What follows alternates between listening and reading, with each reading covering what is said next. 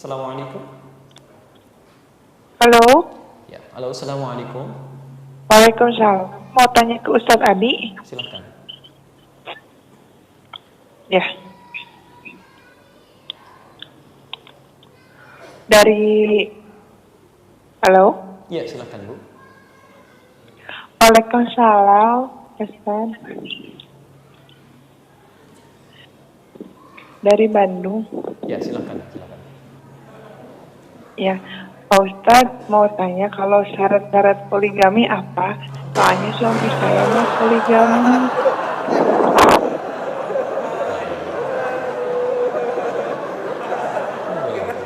Halo? Ya. Sebentar, sebentar, tahan. Ibu-ibu kedengaran di belakang ibu-ibu? Baik. Ini yang bertanya ibu-ibu lagi ya. Alhamdulillah. Semoga Allah memberikan rahmat dalam kehidupan kita semuanya. Ada pertanyaan dari seorang ibu dari Bandung bertanya apa syarat poligami. Ini cukup menarik karena umumnya bertanya poligami itu bapak-bapak. Tapi di sini seorang ibu. Baik, kita lihat dulu turunan-turunan tentang persoalan poligami ini. Saya mau bicara tentang kisah Nabi dulu dengan level yang sangat luar biasa. Saya ambil Nabi Ibrahim lah ya. Nabi Ibrahim alaihissalam.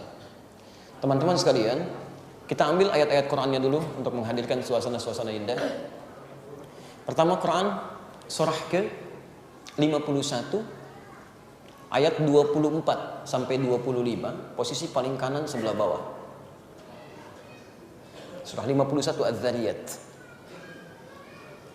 Kemudian selanjutnya ketika mulai berpoligami, ya. Maaf, ada persoalan dulu Quran surah 19 Maryam dari ayat 49 sampai 51. Selanjutnya boleh berpoligami sampai melahirkan seorang anak sampai ditinggalkan di Mekah. Quran surah ke-14 langsung ayat 37-nya. Ayat 37. Sudah? Baik, kalau sudah seperti itu baru nanti kita ambil contoh terakhir dengan sunnah Rasulullah sallallahu alaihi wasallam. Saya mulai bagian pertama dengan kisah Nabi Ibrahim alaihi salam yang saya tahan sebentar ya ayat-ayat ini untuk saya lompat sedikit dulu memberikan hikmah pernikahan. Nanti setelah ketahuan hikmah pernikahan, baru saya ambil kemudian kisah Nabi Ibrahim. Bapak Ibu sekalian, baik pernikahan yang sifatnya monogami ataupun sifatnya poligami, itu tidak bisa dikeluarkan dari frame pernikahan, sama-sama nikah. Jelas ya? Saya ulang, baik monogami ataupun poligami, itu dalam konteks syariat yang ditunaikan bisa disebut dengan sama-sama menikah. Jadi ada persamaan, ada perbedaan. Jelas? Persamaannya keduanya sama-sama pernikahan. Karena berada di frame pernikahan, maka dia tidak boleh keluar dari syarat-syarat pernikahan. Awas, hati-hati. Apa di antara syarat-syarat pernikahan yang melahirkan hikmah dalam kehidupan? Itu muncul di Quran surah ke-30 ayat 21. Perhatikan kalimatnya. Wa min ayatihi. Fokus. Dan di antara tanda-tanda yang mendekatkan seorang hamba dengan Allah Subhanahu wa taala. Ayat pernikahan dibuka dengan kata ayat, tanda yang mendekatkan dengan Allah. Seakan-akan ada kesan dalam ayat ini bahwa hikmah pernikahan itu pada hakikatnya bukan hanya menyatukan dua insan. Ini jangankan berpoligami, dalam monogami pun tujuan utama dalam pernikahan muslim itu bukan cuma ingin menikah secara seksual bisa hasrat jadi kemudian dikeluarkan, bukan. Bukan cuma ingin bertemu jodoh, bukan cuma ingin menyatu, bukan. Tapi tujuan terbesar dari pernikahan itu satu, tolong catat ini, adalah menjadikan dua pasangan ini lebih dekat dengan Allah Subhanahu wa taala. Tolong garis bawahi dulu ini. Jadi kalau kemudian ada seseorang menikah walaupun dengan monogami misalnya, kemudian dengan pernikahan itu menjadikan dirinya belum dekat dengan Allah, ada yang salah dalam proses pernikahannya. Ada yang keliru. Harusnya lebih soleh.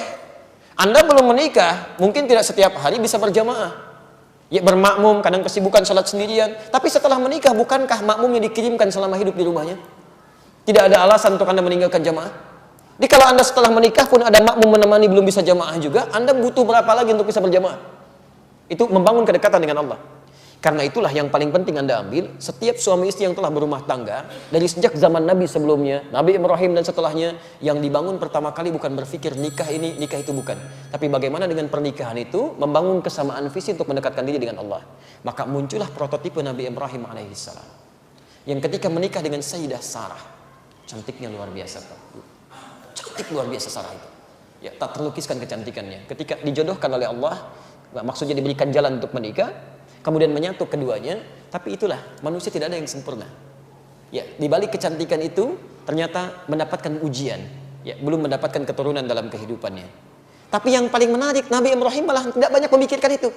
Yang dipikirkan oleh beliau dalam konteks ini, bagaimana caranya kehidupan ini lebih mendapatkan ridha Allah Subhanahu wa taala. Maka istri ditarbiyah, suami ditarbiyah, istrinya dikuatkan supaya lebih sabar dengan keadaan, mengharap pada Allah dalam kebaikan. Sehingga dengan pola tarbiyah ini apa yang terjadi?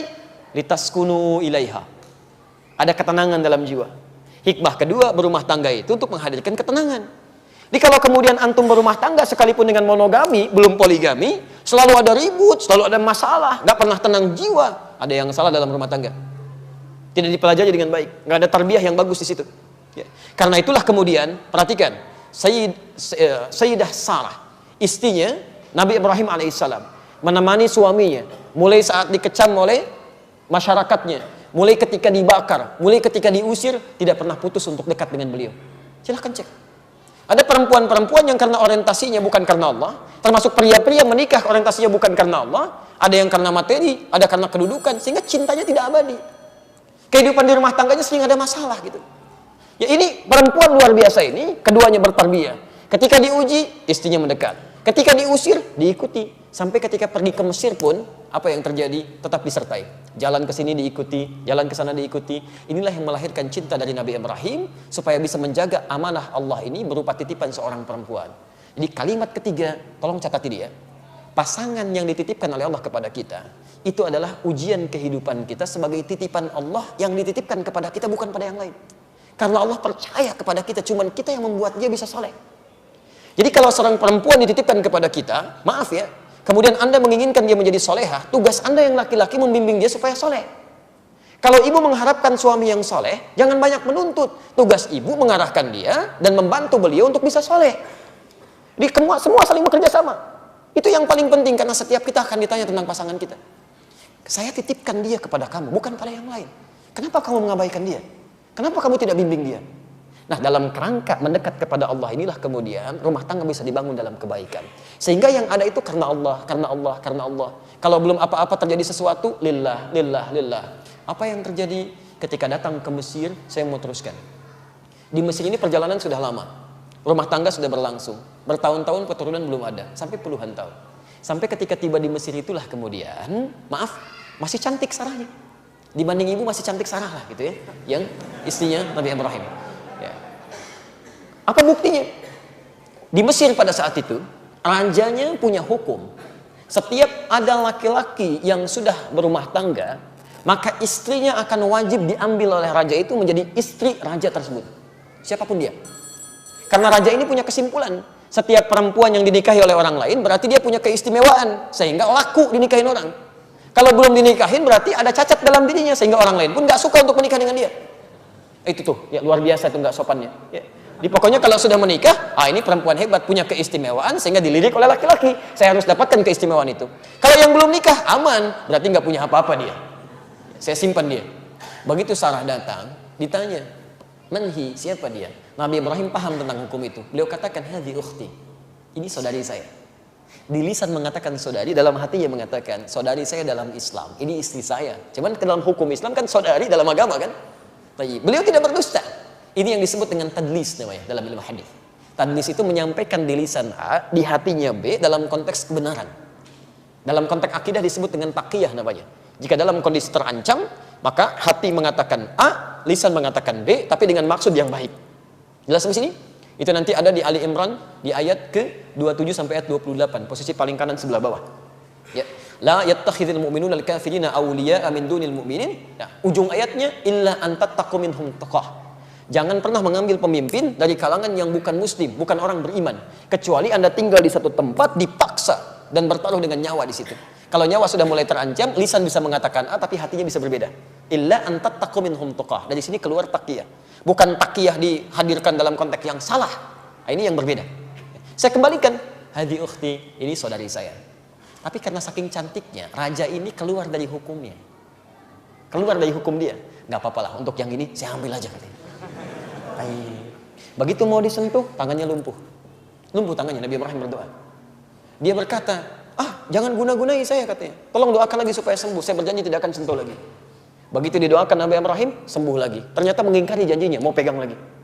Baik. Sampai ketiga kali dia berkata, yang ketiga ini saya berjanji benar.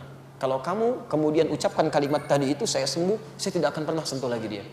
Maka didoakan oleh Nabi Ibrahim, kemudian pada saat itu sembuhlah keadaan rajanya. Disinilah karena disaksikan oleh beberapa pengawal-pengawalnya, raja ini tidak ingin malu. Bagaimana caranya supaya saya tidak direndahkan, tidak terangkat Ibrahim, maka dikumpulkan masyarakat di tempat yang cukup luas. Dikatakan, kita kedatangan tamu sekarang 2 orang, tapi ini bukan manusia, kayaknya jin. Karena punya kalimat-kalimat yang membuat tangan saya bisa runtuh, ya bisa lumpuh. Kalau dia ada di sini, keduanya bisa jadi masalah untuk kita. Kita minta saja supaya pergi dari sini. Sebagai kompensasi, dikirimkanlah seorang yang bisa membantu dalam kehidupan keduanya. Seorang perempuan bernama Hajar. Hajar itu asalnya dihadiahi oleh Raja Mesir tadi untuk membantu Nabi Ibrahim dan Sayyidah Sarah. Maka diterima itu, keluar, keduanya melangsungkan perjalanan sampai ke Kanaan, sampai berada di Palestina. Singkatnya, lama membantu, Ibrahim semakin sepuh, Sarah mulai merasa lillah, bukan karena yang lain. Hebatnya Nabi Ibrahim gak pernah minta, mah, poligami ya. Beliau tahu, ini istri saya, temani saya, titipan, yang kalaupun pasti akan ditanya oleh Allah. Kalau satu saja pertanyaan ini tentang istri saya belum bisa saya jaga dengan baik, bagaimana saya bisa merawat yang lain? Tapi Nabi Ibrahim layak untuk meminta, layak. Karena dakwahnya masih luas masanya, panjang misinya, dan belum ada keturunan. Siapa yang bisa meneruskan? Maka dalam konteks inilah karena tarbiyah terus berlangsung dan istrinya paham, ini suami saya butuh nih. Kalau nggak dikerjakan seperti ini, tidak diberikan kesempatan untuk menikah dengan perempuan lain yang bisa menghadirkan keturunan, maka siapa yang bisa meneruskan risalah dakwah? Karena tarbiyah ini terus jalan, suami nggak minta, istri yang kemudian menyerahkan. Seperti penelpon tadi, baru bertanya, belum memutuskan, gitu kan? Baik. Nah, apa yang terjadi? Kemudian istrinya mulai berkata, dalam bahasa kita, nikahilah Sarah, nikahilah Hajar. Jadi bukan suami yang minta dalam hal ini yang cukup menarik ya. Suami tidak dilarang untuk meminta dalam keadaan tadi. Nanti kita ambil ilat hukum di akhirnya. Tapi istri mengatakan, nikahi Hajar. Semoga dengan itu mendapatkan keturunan dari Hajar, yang dengan mendapatkan keturunan itu risalah dakwah akan terus berlangsung. Jadi di sini syarat pertama yang Anda tanyakan, yang kita bisa keluarkan dari sini, risalah poligami itu turun. Kemudian dibenarkan, disunnahkan dalam Islam. Syarat pertamanya adalah terkait dengan kebutuhan-kebutuhan dakwah dalam konteks membangun kedekatan dengan Allah Subhanahu wa taala. Bisa berbeda ilatnya. Misal di zaman Nabi Muhammad SAW, maaf ya, banyak orang-orang yang ketika berjuang di jalan Allah banyak yang wafat, syahid. Itu semangat, Pak. Baru pulang kerja, sedang kumpul dengan istrinya, tiba-tiba ada panggilan jihad, nada munadin lil jihad, jahidu fi sabilillah, ayo jihad. Langsung pamit, Pak. Berminggu-minggu ketemu istri, baru sapa-sapa, datang gitu kan, sudah kemudian ngobrol, ada panggilan jihad ke istrinya, mah ada jihad, pamit dulu ya. Istrinya pun bukan melarang, kan papa baru datang, tidak, karena ada tarbiyah di situ. Silahkan Pak, kalaupun nanti syahid duluan ke surga, mama yang akan siapkan untuk menyusul ke sana. Berangkat, dan banyak yang meninggal syahid. Itu cita-cita tertinggi pada saat itu, syahid. Tapi Anda harus pikirkan, bukankah mereka punya anak-anak di situ? Ada anak-anak, dan pernah terjadi, saya punya satu kitab namanya Al-Hikayat wal Muhimmat. Dan Masya Allah, air mata itu tertetes luar biasa. Ketika ada seorang anak saat akan bermain, dia diam aja begini. Dia, kenapa? Karena dia merasa tidak punya pakaian yang layak untuk bermain dengan yang lainnya. Tidak punya makanan yang layak untuk bermain dengan yang lainnya. Dia merasa ada kekurangan dalam dirinya karena ayahnya meninggal dalam keadaan syahid. Tiba-tiba Rasulullah lewat bertanya kepada anak ini, ya gulam, lima la tal'an. Nah, anakku kenapa kamu nggak main? Kata anak, ya Rasulullah, ana mustahyin, saya malu katanya. Ma'indi thawbun laik, saya nggak punya pakaian yang layak. Saya nggak punya pakaian yang baik seperti mereka. Wa aina abuk? Mana bapakmu? Laqad tufiya, istushhida, wafat di jalan Allah Subhanahu wa taala. Lihat kalimat Nabi, aradita an takuna Muhammadun aban laka wa Aisyatu umman laka wa Aliyun amman laka wa Fatimatun ukhtan laka wal Hasan wal Husain ikhwah laka. Apakah kamu ridho Ananda menjadikan Muhammad sebagai ayahmu sekarang, Aisyah sebagai ibumu sekarang, dan Ali sebagai pamanmu sekarang, Fatimah sebagai saudarimu sekarang, Hasan dan Husain sebagai teman-temanmu? Maka anak ini langsung tertawa, saya ridha ya Rasulullah. Maka dibawalah, diberikan pakaian oleh Nabi, diberikan makanan oleh Nabi, dirawat sebagai anak Nabi SAW. Ketika itu keluar, main dengan pakaian yang begitu nyamannya, senangnya, gembira anak ini. Kata teman-temannya, kok pakaian kamu lebih bagus dari kita? Dari mana? Dari Nabi SAW. Nabi mengangkat saya sebagai anak karena ayah saya telah meninggal. Kata mereka, duh, kalau bapak kami meninggal juga ya, tentu akan begini juga. Turun syariat kemudian. Turun syariat, nikahi si fulana, bukan karena cinta semata. Kalau karena hanya cinta, mustahil dinikahi misalnya perempuan-perempuan dalam status yang sudah usianya semakin sepuh. Ada yang sudah sepuh, ada yang bahkan malu ketika dinikahi oleh Rasulullah. Ya, seperti Sayyidah Saudah binti Zam'ah. Ketika akan dinikahi, ya Rasulullah, saya ini sudah begini. Apa yang bisa saya berikan untuk Anda? Ya pokoknya nikah aja. Ayo nikah atas perintah Allah Subhanahu wa taala. Ini semuanya karena perintah Allah, perintah Allah. Ada hikmah di situ. Nabi itu menikah bukan dengan syahwat. Bukan syarat syahwat di poligami itu. Tapi ada nilai-nilai kebaikan yang harus berkembang dalam kehidupan. Nah, barangkali di antara suami-suami ibu punya peran-peran seperti itu, bagian pertama. Ya. Yang kedua, ada kekurangan yang memang harus dihadirkan. Ya, seperti mohon maaf, keturunan misalnya belum ada, sementara sangat diharap-harap dan sebagainya. Dalam konteks ini, misalnya mohon maaf, ada geliat-geliat godaan yang sifatnya bisa menghadirkan pada maksiat. Zina ada di mana-mana. Ya, pandangan tidak mudah, macam-macam bisa hadir dalam kehidupan. Kalau dikhawatirkan terjadi maksiat, maka maaf, bukan ujuk-ujuk langsung poligami, tarbiyah berjalan. Diskusi, sebetulnya kemana arah rumah tangga kita ini, Ma? Seperti apa? Apakah ridha Allah yang dicari, atau kenikmatan dunia yang diinginkan? Diskusi. Terus kita membangun visi bagaimana? Apakah papa dengan selama ini mama cukup untuk kita saja? Atau harus kita punya keturunan untuk meneruskan visi misi kita? Sehingga nanti ada penghafal Quran yang bisa membanggakan kita di akhirat nanti. Ada penghafal hadis yang bisa memberikan mahkota di kepala kita. Walaupun mungkin dari rahim yang lainnya, mah, kan? Diskusi pelan-pelan. Ibu jangan senyum dulu, kita teruskan dulu, kan? Baik, misal, setelah itu berjalan, apa yang terjadi? Masya Allah, ayo, ada poligami. Maka Nabi Ibrahim menikah dengan Sayyidah Hajar. Tapi disinilah keadilan Allah. Ketika Hajar melahirkan Ismail, turun perintah, diabadikan di Quran surah ke-14 ayat 37. Allah Maha tahu. Awal-awalnya, silakan poligami. Tapi begitu anaknya lahir, bukankah nanti bisa hadir rasa-rasa tertentu? Kok perhatian lebih kepada itu dibandingkan dengan saya? Itu kan? Maka muncul perintah di sini. Ya Ibrahim, bawa anakmu Ismail dengan ibunya Hajar. Pindah tempat, dipindahkan posisinya. Ada keadilan di sini. Perhatikan, dipindahkan posisinya ke Mekah. Tapi karena tarbiyah sudah jalan dengan Sayyidah Hajar, dipindahkan pun nggak mengeluh. Permisi pada istrinya Sarah, pergi kemudian ke Mekah. Ditinggalkan di tempat yang luar biasa. Fi wadin ghairi dzi zar'in inda baitikal muharram. Di satu tempat ditinggalkan ibu dengan bayinya yang masih merah di tempat yang tumbuhan pun tidak tumbuh. Saya mau tanya pada ibu, Bu, ya. Ibu dinikahi oleh seseorang, ketika mengandung melahirkan bayi masih merah, diajak ke alun-alun kota Bekasi di Al-Barkah. Ditinggalin di situ. Bagaimana perasaan ibu? Padahal suasana nyaman, ya, ada pohon kurmanya, ada macam-macam. Ini tidak, enggak ada tumbuhan, enggak tumbuh. Apakah Sayyidah Hajar kemudian protes? Tidak. Cuma bertanya begini, ahadza min amrillah, apakah ini perintah Allah? Bala, iya. Sepanjang perintah Allah, saya akan bersabar. Ditinggalkan suami, menggantung kepada Allah. Apa yang terjadi? Allahu Akbar. Ini luar biasa. Maka dirawat oleh Allah Subhanahu wa taala. Singkatnya muncul air Zam-Zam. Muncul kemudian pemukiman di situ. Tapi yang hebat, Nabi Ibrahim, Nabi Rasul, dekat dengan Allah. Luar biasa tugasnya, sibuk luar biasa. Tapi dalam setiap kesempatannya, itu masih bisa menengok anaknya dari Palestina ke Mekah, menyeberang. Sampai disebut dengan Ibrahim. Dalam bahasa Aramaik disebut Ibrahim sang penyeberang. Dalam bahasa Arab dari Abun Rahim, Bapak yang sangat penyayang. Nabi, Rasul, kesibukan luar biasa, dekat dengan Allah, masih bisa nengok anaknya. Dilihat bagaimana perkembangannya, seperti apa kehidupannya, diberikan kasih sayangnya. Sehingga ketika anaknya tumbuh pun punya rasa pada bapaknya. Bapaknya punya pekerjaan, mulai meninggikan Ka'bah, anaknya bantu, Quran surah kedua ayat 127. Ada dampak dari situ. Antum bukan Nabi, bukan Rasul.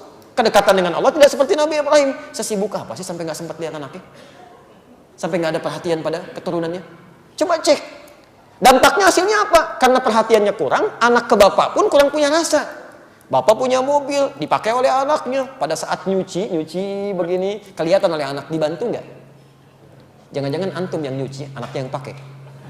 Ibu yang nyapu, anak yang kasih komando. Mah, ini sebelah sini belum? Coba dicek.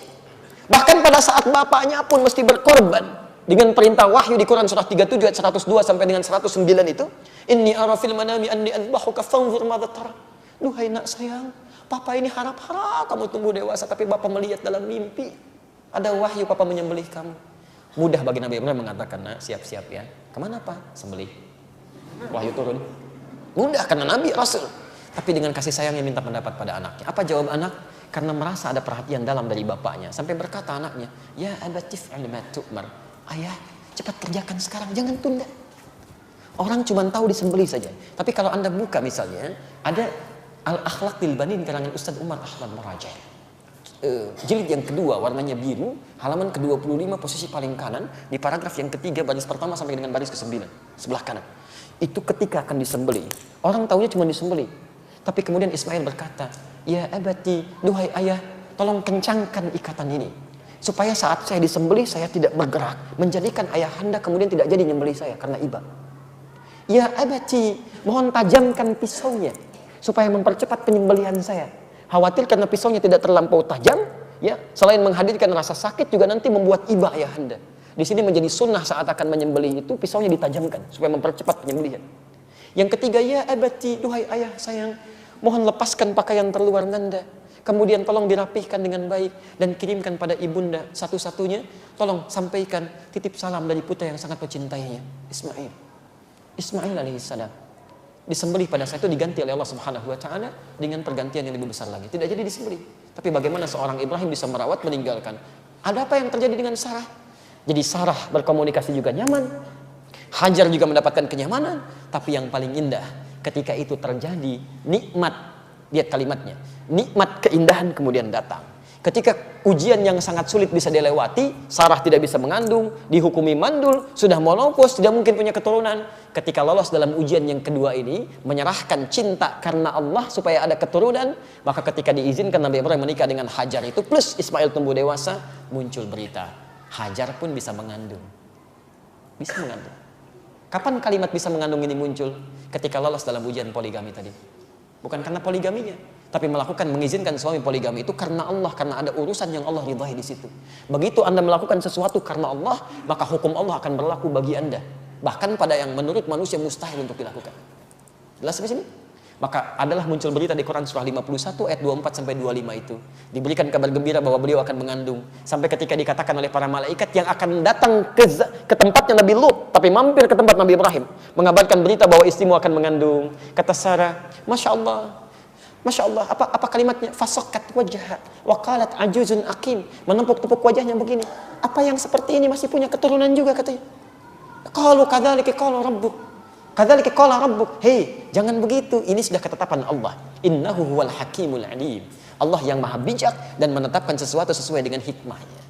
Mengandunglah pada saat itu dan melahirkan seorang bernama Ishak. Saleh, cerdas, yang keturunannya lahir lagi. Dari situ muncul kemudian Yakub, dari Yakub muncul Yusuf, terus kemudian Daud, Sulaiman, sebelumnya Musa, sampai ke Nabi Isa alaihissalam. Dari Nabi Ismail sampai muncul Nabi terakhir Nabi Muhammad sallallahu alaihi wasallam. Muhammad bin Abdullah bin Abdul Muttalib bin Hashim bin Abdul Manaf bin Qusay bin Murrah bin Kilab bin Ka'ab bin Ghalib bin Fihr bin Malik bin Nadar bin Kinana bin Khuzaimah bin Mudrika bin Ilyas alaihissalam bin Nizar bin Mudar bin Ma'ad bin Adnan bin Adi bin Adri bin Muqawwam bin Nahur bin Tarih bin Ya'ur bin Yasjud bin Nabit bin Ismail alaihissalam bin Ibrahim alaihissalam. Semua nyambung jadi nabi dan semuanya soleh dalam pandangan Allah Subhanahu wa taala. Karena itu dipuji oleh Allah sikap demikian yang bukan cuma poligami tapi menghadirkan kenikmatan dari Allah Subhanahu wa taala. Dicantumkanlah dalam satu surah, satu ayat yang keluarganya dimasukkan. Quran surah ketiga ayat 33, posisi paling kiri pertengahan. Innallaha astafa Adam, Allah memilih Adam. Wa Nuhan, Nuh, wa ala Ibrahim dan keluarganya Ibrahim. Adam disebutkan Adamnya, Nuh disebutkan Nuhnya, tapi Ibrahim disebutkan keluarganya. Karena bisa menjaga semua keluarga keturunan dengan baik, turunannya baik-baik, dan melahirkan bahkan nabi yang banyak dari keturunannya. Dan itu pernah ditiru oleh Imran dengan istrinya Hannah, dan berhasil, sehingga melahirkan Maryam, melahirkan Isa, dan seterusnya. Jadi kalau Anda bertanya tentang syarat poligami, yang pertama adalah membangun kedekatan dengan Allah Subhanahu wa taala. Yang kedua, ini baru syarat hikmah ya. Baru syarat hikmah ya. Yang kedua, menghadirkan kemaslahatan dalam kehidupan berumah tangga. Baru kemudian turun syarat-syarat teknisnya. Ada keadilan, harus adil. Ya, bukan adil yang sempurna karena manusia nggak bisa adil sempurna. Tapi minimal tidak memperlakukan satu dengan yang lainnya dalam perlakuan yang tidak sama. Ya, sama dalam pengertian ini, maaf, menghadirkan rasa yang tidak menyenangkan. Ya, jadi kalau misalnya si fulan diberikan A, si B diusahakan diberikan B yang sesuai. Beli mangga 3, kan istri 3, bagi-bagi 1, 2, 3, sama mendapatkan. Kecuali pada hal-hal yang khusus yang melekat pada istri yang satu, bukan pada yang lainnya. Itu boleh. Jelas ya? Nah, jadi maaf, berpoligami pun itu tidak semudah yang kemudian Anda katakan, iya saya berpoligami, pengen poligami. Hati-hati, Anda akan ditanya dengan istri Anda. Kalau satu titipan saja belum bisa merawat dengan baik, maka berpikirlah untuk yang selanjutnya. Lihat lagi, kecuali kalau ada kebutuhan-kebutuhan dakwah dilakukan, atau yang tadi itu dengan sifat-sifat tarbiyah yang sudah berjalan. Ya. Dan jangan dibawa dalam canda, karena tidak mudah. Kalau kalimat itu sudah keluar, maka hukum berlaku. Awas, hukum itu kadang berlaku dengan kalimat. Anda masuk Islam dengan kalimat. Hati-hati. Anda akan dengan kalimat, saya terima nikahnya, kalimat itu muncul, halal hubungan. Makanya jangan dianggap sepele kalimat itu. Anda mengucapkan selamat pada perayaan agama lain, itu kalimat, tapi dampaknya besar. Seperti tauhid Anda dengan kalimat, nikah Anda dengan kalimat. Ya. Baik ya. Pelan-pelan. Lahir anak pertama, dia kan istri mulai sakit, berikan perhatian. Lupa sakit gini. Ya sabar mak ya. Ini anak pertama kita lihat. Kalau masih sakit nggak apa-apa. Nanti anak kedua dari yang lain aja. Bisa gitu kan. Nah, itu kan cuma canda.